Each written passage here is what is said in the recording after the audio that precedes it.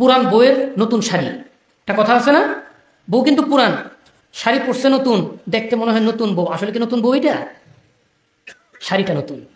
ওই যে ফর্মুলা, যে ফর্মুলায় সারা পৃথিবীর মুসলমানের ঐক্যকে বিনষ্ট করা হয়েছে, ওয়ার্ল্ড কাউন্সিল ফর্মুলা, ওই ওয়ার্ল্ড কাউন্সিল ফর্মুলার মধ্যে উর্দু একটা শাড়ি পরাইছে।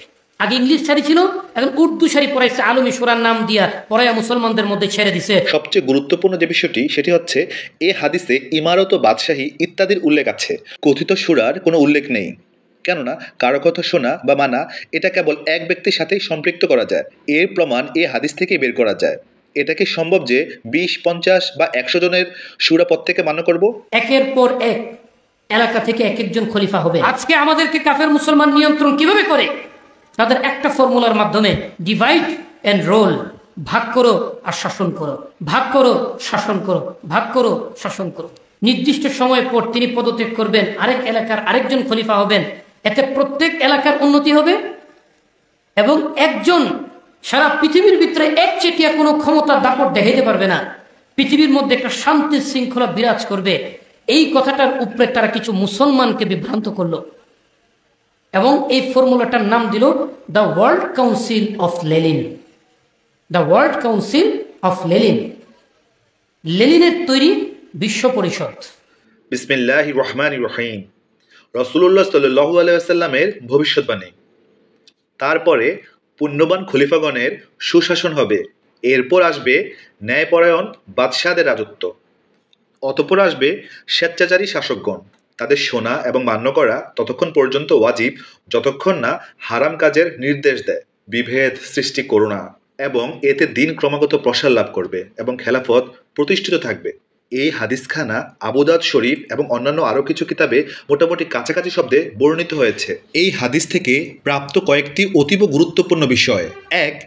এই হাদিস ভবিষ্যতে ঘটিতব্য কয়েকটি ঘটনা ব্যাখ্যা করেছে এবং বলা হয়েছে যে যুবকে আসুক মুসলমানদের ঐক্য ভাঙবে না। 2. সরই সীমার ভিতরে সর্বোচ্চ ত্যাগ স্বীকার করে হলেও মুসলমানদের ঐক্য এবং সংঘবদ্ধ থাকার দিকে ইঙ্গিত করা হয়েছে।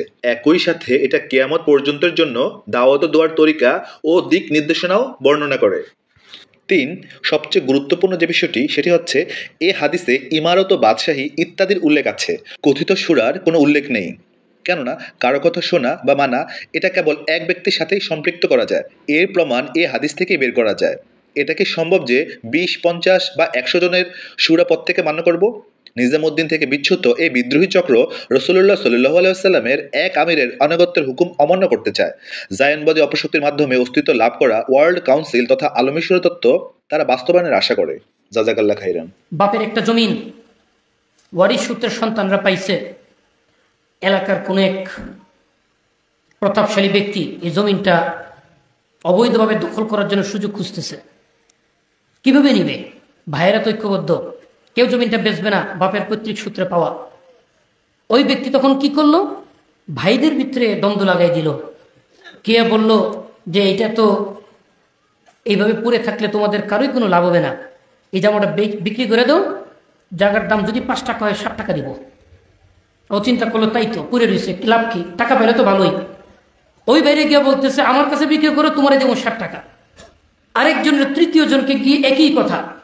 এখন 3 ভাই আগে একমত ছিল বেচবে না, এখন যখন সে লোক দেখাই দিছে, এখন 3 ভাই নিয়ত করছে আমি চুপে চুপে বেচে দিব। এখন 3 ভাইয়ের মধ্যে লেগে গেছে দ্বন্দ্ব। দ্বন্দ্ব যখন এমন অবস্থায় যে কেউ না খাইতে পারতেছে, না বেচতে পারতেছে, না কিছু করতে পারতেছে, তখন চুপে চাপে যে ভাই ক্ষমতাশীল ওই ভাইকে 2 ভাইয়ের বিরুদ্ধে ব্যবহার করছে।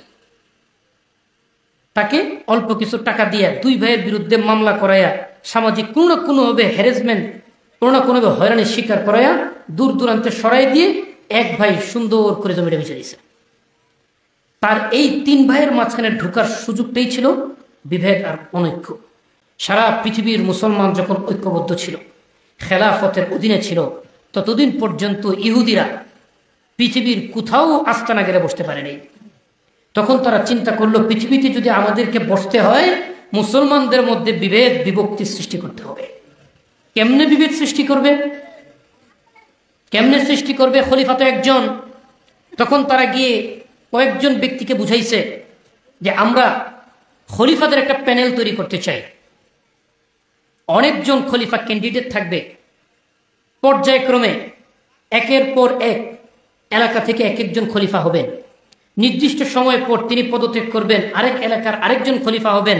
এতে প্রত্যেক এলাকার উন্নতি হবে এবং একজন সারা পৃথিবীর ভিতরে একচেটিয়া কোনো ক্ষমতা দাপট দেখাইতে পারবে না। পৃথিবীর মধ্যে একটা শান্তি শৃঙ্খলা বিরাজ করবে। এই কথাটার উপরে তারা কিছু মুসলমানকে বিভ্রান্ত করলো এবং এই ফর্মুলাটার নাম দিল the world council of Lenin. The world council of Lenin, লেনিনের তৈরি বিশ্ব পরিষদ, একটা বিশ্বকে নিয়ে একটা পরিষদ তৈরি করছে। তৎকালীন খলিফা আব্দুল হামিদ, তার কাছে এটা যখন পেশ করা হয়েছে, আব্দুল হামিদ এটা ডিনাই করছে, বলে না আমি একাই খলিফা থাকবো, খেলাফতের মধ্যে এরকম বাগবাটোয়ারা হয় না। তখন তার প্রধান যে সেনাপতি কামাল আতাতুর্ক, তার নাম আমরা সবাই শুনছি, ইতিহাসের পাতায় লেখা আছে। এই কামাল আতাতুর্ককে বহুত আগে থেকে, কোন কোন ইতিহাসে তো লেখছে 40 বছর আগে থেকে ইহুদিরা টার্গেট করে, প্রস্তুত করে, তৈরি করে খলিফার আশপাশে তাকে রাখছে। খলিফার সবচেয়ে বিশ্বস্ত ব্যক্তি তাকে বানাইছে, খলিফাই তাকে তার প্রধান সেনাপতি বানাইছে। যখন খলিফা ইহুদিদের সেই প্রস্তাবকে ডিনাই করলেন, তখন কামাল আতাতুর্ক বলল আপনার সামনে দুইটা রাস্তা খোলা, হয়তো সাইন করবেন, নয়তো আমার হাতে নিহত হবেন। এইবার খলিফা কি করবে? খলিফা তখন যান বাঁচানোর জন্য সাইন করে দিলেন।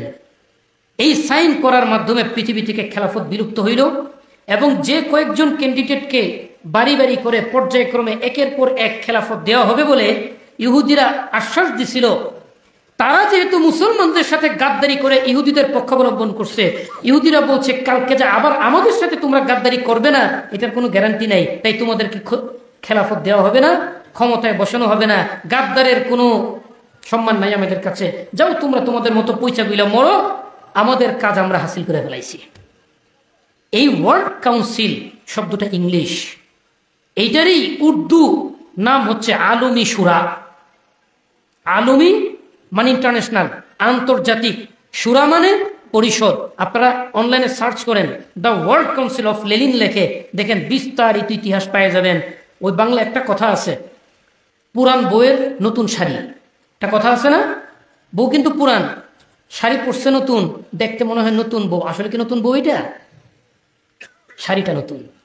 ওই যে ফর্মুলা, যে ফর্মুলায় সারা পৃথিবীর মুসলমানের ঐক্যকে বিনষ্ট করা হয়েছে, ওয়ার্ল্ড কাউন্সিল ফর্মুলা, ওই ওয়ার্ল্ড কাউন্সিল ফর্মুলার মধ্যে উর্দু একটা শাড়ি পরাইছে।